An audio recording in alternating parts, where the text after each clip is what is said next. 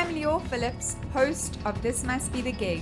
We're a weekly podcast that documents everything about the world of live music, speaking with choreographers, costume and set designers, the people who run beloved venues and festivals, and, of course, speaking with musicians about that one gig that changed their lives.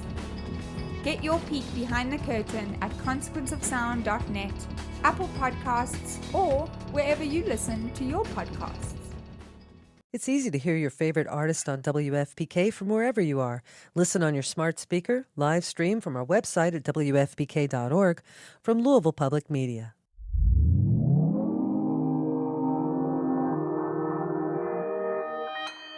Consequence Podcast Network.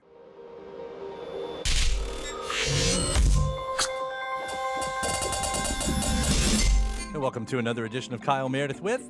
It's an audio interview series presented by WFPK, Independent Louisville at WFPK.org, Consequence of Sound, and the Consequence Podcast Network. I want to say hi to all the subscribers checking us out every single week, multiple times a week. New interviews Monday, Wednesday, and Friday. Thank you for keeping up with the series. Thank you for all the comments and the hellos. And if you haven't already given the series a rating and left a review or whatever, please do that. And if you're not a subscriber, take that moment, hit the subscribe button to keep up with the series. It's a great way to keep up with all of your favorite artists. Just grab your listening device, head to wherever you get your podcast from, type in Kyle Meredith With, and subscribe.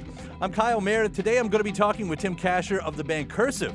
Cursive have a new record. It's the second one in 2 years. Last year they gave us Vitriola and apparently had a wealth of songs that they were able to say, we got 2 records worth. And so just weeks ago, we got Get Fixed. Tim and I are going to talk about the heavy themes that are going on in this one. Dark times, dark matters, politics, sociology, nationalism, and punk rock. It's all in here. We'll talk about how these songs have aged, both in form and the way he feels about them, just in the past few years since they've been written, thoughts on the versus mentality the world seems to be at these days, and if the way he writes about such subjects have changed through the years. We'll hear about a few of the tracks from the record, including the title track, and songs that are rooted in questions that he's looking for the answers. With songs like this, does he feel any closer to those answers? He's one of the generation's best writers, and they've got a powerful new record under them. It's Kyle Meredith with Cursive. Hey, Kyle. How are you? This is Tim. Let me start by telling you how powerful of a record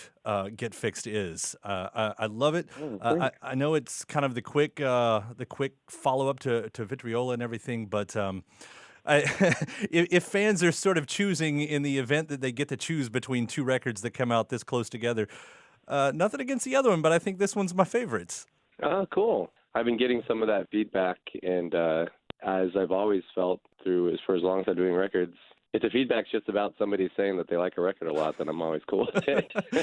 Because it's not that I'm really saying ever a bad thing. Yeah, it's not that I'm saying I don't like the other record, but when you get the chance to do the comparison, because a lot of times it's fair, it's unfair. I mean, to ever really compare a new record to something that was written, more than a few years ago. I mean, everybody's in a different spot, but given the chance this time, like, yeah, this is fun. Yeah, well, I think they're different types of records, and I don't know how far I could delve into speculation, but I think that with them being different types of records, they create a different response from different types of listeners. I think this one's probably, maybe a little more raw and maybe has more edge to it than Vitriola. Well, and I want to get into, obviously what you're singing about on this record too, because when I call it a powerful record, it's powerful in sound, but it's also powerful in what you're talking about. And that's nothing new for what you do in songs, regardless of the subject. This one does seem, to be a very hard focus on a lot of the things that we're seeing in the news, whether specific or not. And I guess that's the thing, because even if these songs had been around for a few years, whatever the timeline was, I mean, anything you wrote in 2017 or 2018 still speaks just as strongly now that you've released it in 2019. Is that how it kind of played out for you as well? Upsettingly so, right? I mean, that's kind of a frustration. I certainly don't appreciate that sort of convenience, right? of maybe like the anger that Jess stated from 2017 is even more applicable now. It's kind of frustrating, obviously. But this record too, it's even some of these songs that are written. I should say that the lyrics are always the last thing to be written for these songs.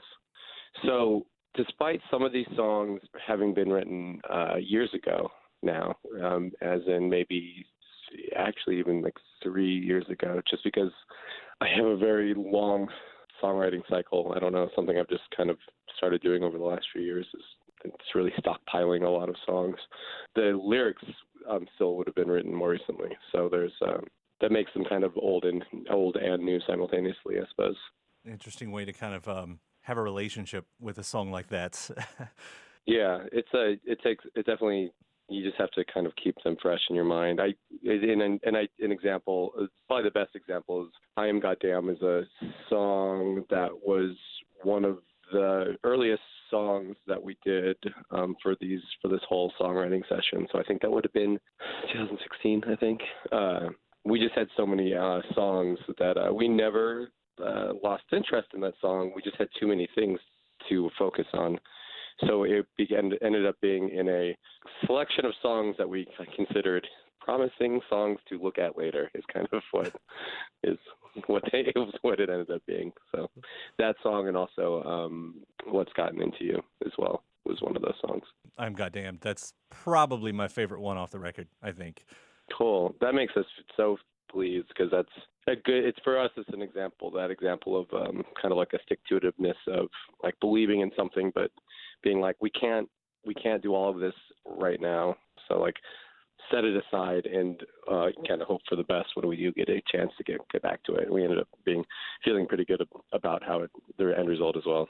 Looking at a song like that and the title track, I was reading another interview where you're talking about, a lot of your songs are rooted in questions and you're looking for the answer. And I sort of hear it especially in maybe those two songs in their own ways. Do you feel any closer to Solace this time around? Because it seems like this time around, whether the political becomes personal, it's still very big themes that seems very frustratingly easy to lead to pessimism, more so than other times, for me at least, and not trying to project to you. But do you find that you found any solace this time around with these questions and answers?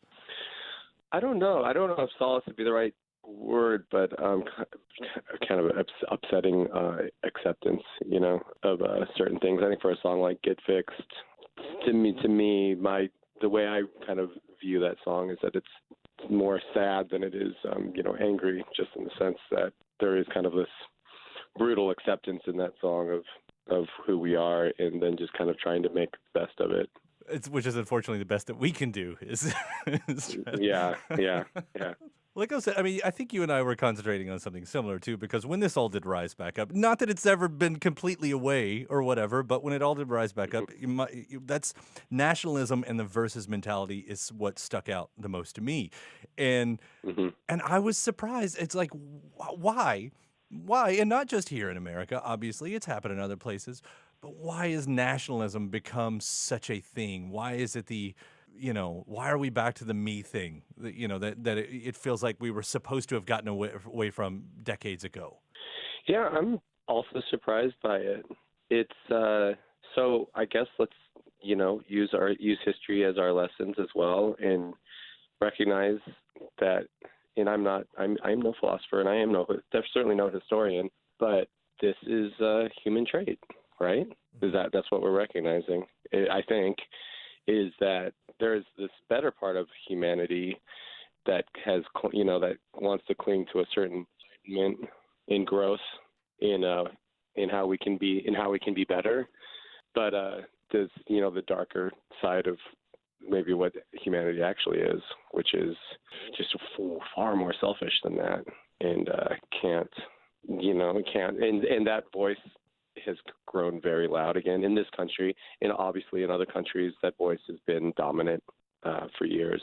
So I don't know. What do you think about? Is that feel about right? Or yeah, again, you and I are on the same direction here. It becomes like, I guess I come at it from I don't know if naive's the right word that I want to go to here, but when you just when you take away the lines on the map and all the land just joins together, and what the hell are we doing? It's sort of that thing. It's.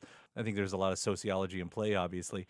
Yeah. About people naive naive is absolutely fair for me as well, and that's a lot back to the song "Get Fixed." That's a lot of what that song is about. Is it's kind of a discussion between my wife and I, and it's kind of the naivete that I've had, that coming to like a realization into that sad, as I was saying earlier, that upsetting acceptance of that that we really are a problem. And I tend to have been more optimistic throughout my life of recognizing like that kind of globalism that we've experienced in fits and starts throughout our life, but that we're just going in such a completely wrong direction right now. It's staggering. How has the way that you would sing something like this? So you see something in the news, whatever, and you're angry.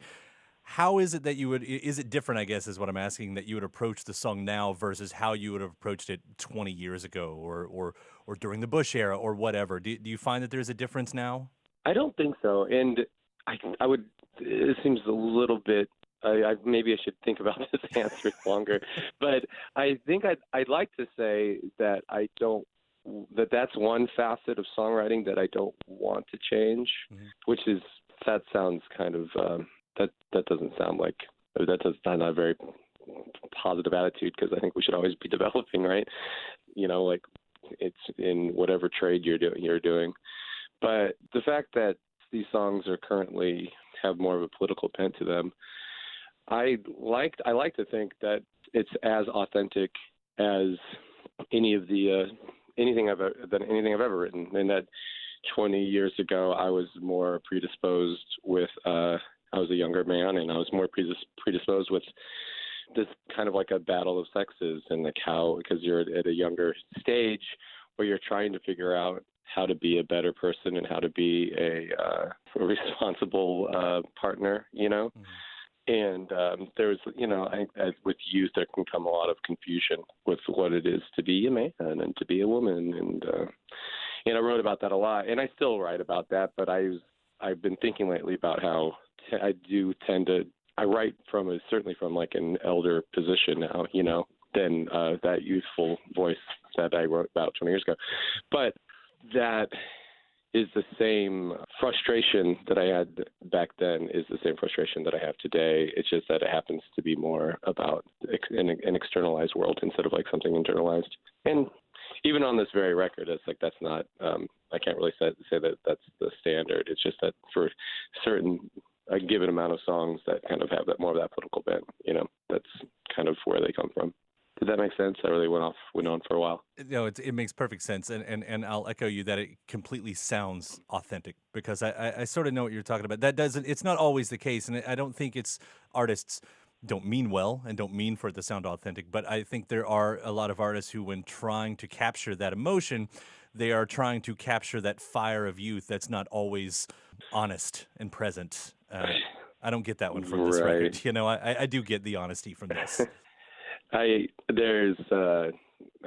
shouldn't unfairly throw like Linkin Park under the bus, but I can't remember who it was, but some comedian I think was joking about these grown men who are still writing about how they're mad at their dads. Right.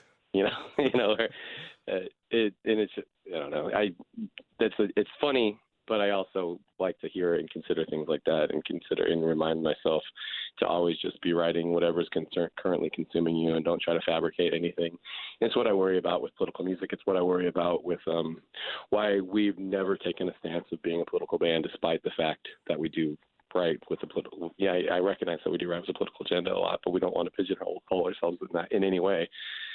Because I'm the type of person I am. I'm still very much a head in the clouds fiction writing person. So shit's just political lately because it's what I'm consumed by, and so I write about whatever I'm consumed by, and so it just kind of ends up coming out that way. And who wants to be pigeonholed? Because then when you do write something else, the story becomes, oh look, now you're writing about something else. Yeah, and frankly, I've been pigeonholed as the person who, it's like, I'm certainly have been pigeonholed as when you're in a bad relationship or you're like in the middle of a breakup, then go turn to what Tim Kasher's writing about, and I know that I've done that a lot, and I'm sure I'll do a lot more of it. But I don't, it can be stifling to have that be the only thing, to only be doing one thing, or to be writing the same song over and over again. Well, that's maybe one of the reasons. I guess I've never had that exact thought. I know what you're getting at and where you're coming from, but it's maybe one of those things that makes this an even more powerful record. It speaks to me. It speaks to my frustrations right now. And, that's what I look for in music. And, and for that, I thank you for what you're doing.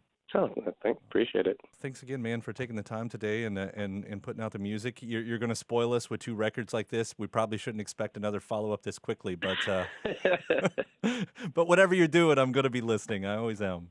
I really appreciate that. No problem, Tim. It's a pleasure to talk to you today. Thank you so much. All right, thank you. All right, take care. Bye.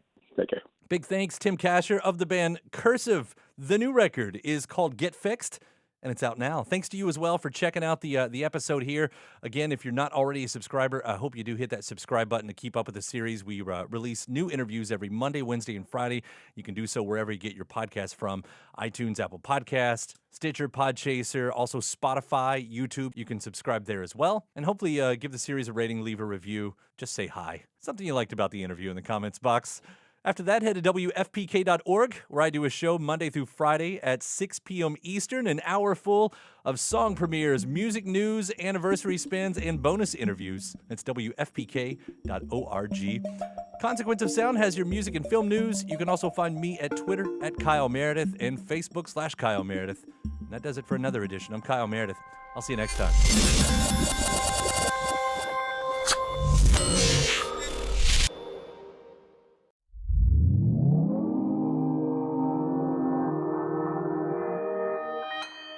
Consequence Podcast Network.